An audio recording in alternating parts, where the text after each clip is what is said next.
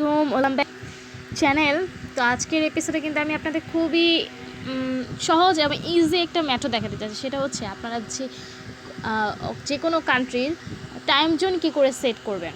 তো আমি বাংলাদেশে যেহেতু থাকি, তো আজকে আমি আপনাদের দেখাবো বাংলাদেশের টাইম জোন। ঠিক আছে, ধরুন আপনি হচ্ছে কোন দেশে বাস করেন, সেই দেশের টাইম জোন অনেকে জানে না। ঠিক আছে, সেক্ষেত্রে আপনি কী করবেন, জাস্ট গুগলে সার্চ করবেন। ঠিক আছে, আমি চলে যাচ্ছি গুগলে।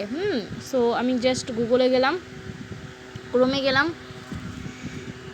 আমি এখন রাইট করব যে টাইম জোন, ওকে, টাইম জোন বিডি। দেখুন ভিউয়ার্স, আমি যদি লিখতেছি যে এখানে টাইম জোন বিডি, এখানে লেখার পরে কিন্তু এখন আমাদের দেখা যাচ্ছে বাংলাদেশ সময় এখন বাজে 9টা 6। এখানে দেখতে পাচ্ছেন, আপনি নিচে দিকে তাকান, এই যে GMT +6, তার মানে হচ্ছে আমাদের যে GMT এটা হচ্ছে +6। তো ধরেন আপনি এখানে যে টাইম জোন হচ্ছে +6, আপনি কী করে সিলেক্ট করবেন। তো সেখানে ধরেন আপনার সময়টা উল্টাপাল্টা হয়ে গেছে অন্য কান্ট্রির সাথে, তো সেই ক্ষেত্রে আপনি কী করবেন, জাস্ট চলে যাবেন সেটিং অপশনে। এই যে আমি সেটিংয়ে চলে আসলাম, সেটিং থেকে চলে যাব হচ্ছে আমি জেনারেল ম্যানেজমেন্ট। জাস্ট আমি এখানে প্রেস করলাম জেনারেল ম্যানেজমেন্ট থেকে, তারপর হচ্ছে ডেট অ্যান্ড টাইম।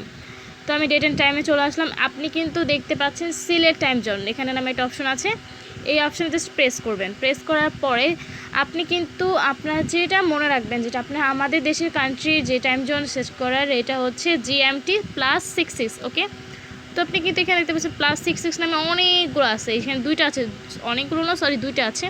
দুটো থেকে যে কোনো একটা সিলেক্ট করলে কিন্তু অটোমেটিক হয়ে যাবে। এই যে দেখেন, আমি দুটো থেকে সিলেক্ট করলাম, দেখেন আমার টাইমে কিন্তু কোনো হেরফের হয়নি। তো যে কোনো একটা সিলেক্ট করলে হয়ে যাবে।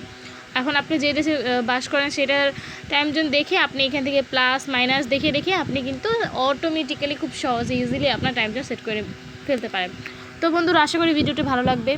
ভালো লেগে থাকলে অবশ্যই লাইক, কমেন্ট এবং শেয়ার করবেন ভিডিওটি আপনার বন্ধু প্রিয়জনের কাছে। তো ভিউয়ার্স, এতক্ষণ সাথে থাকার জন্য অসংখ্য ধন্যবাদ। ভালো থাকবেন, সুস্থ থাকবেন। আল্লাহ হাফেজ।